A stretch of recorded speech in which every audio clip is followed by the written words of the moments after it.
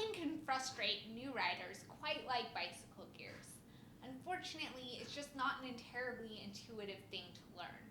Fortunately, with a little thought and practice, it becomes very simple.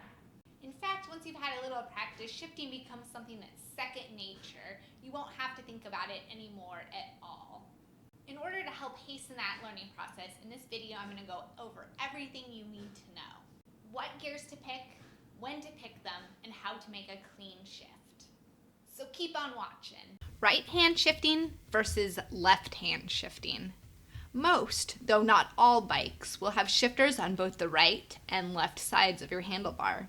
The left shifter moves the chain on the front rings, and the right shifter moves the chain on the rear rings. Some bicycles only have a single front chain ring, which means there will only be a shifter on the right hand side. But when should you use the right and when should you use the left? The left or front gears should be used for major gear changes. In other words, you're going to use this when you just get to the bottom of a big hill or when you're ready to go downhill. For more gradual changes, you want to use the right or the rear shifter. You should find that you're spending a lot more time using this rear shifting than you do your front. Understanding your shifters. Now, in terms of learning to use your shifters, each brand and type of shifter is going to be a little bit different. Mountain bikes tend to have trigger shifters. Road bikes have shifters that are integrated into the brake levers, and some bikes have grip shifters. In general, though, on each side, right, rear, and left front, there will be two shifters. One to move you into an easier gear and one to move you into a harder gear. Spend some time in your driveway or in a parking lot practicing and learning how to operate your particular shifters. Don't be afraid, just experiment. Understanding your chain rings and cassette. In the front of your bike, you probably have 2 or 3 chain rings. Some bikes only have 1. The big chain ring is the hardest gear to pedal in and is best reserved for flat roads and downhills. The small ring is best for climbs, and if you have a third middle ring, this is where you will spend most of your time riding. In back, you have anywhere from 7. All the rear rings together are referred to as a cassette. The rear cassette has the opposite logic of the front chain rings in that the smallest ring is the hardest and the biggest is the easiest. Again, you will spend most of your time somewhere in the middle. You should climb in one of your biggest rings and descend in one of your smallest. Shift one gear at a time. One mistake beginners make is what we call overshifting. In order to prevent this, make sure in the beginning that you're only shifting one gear at a time.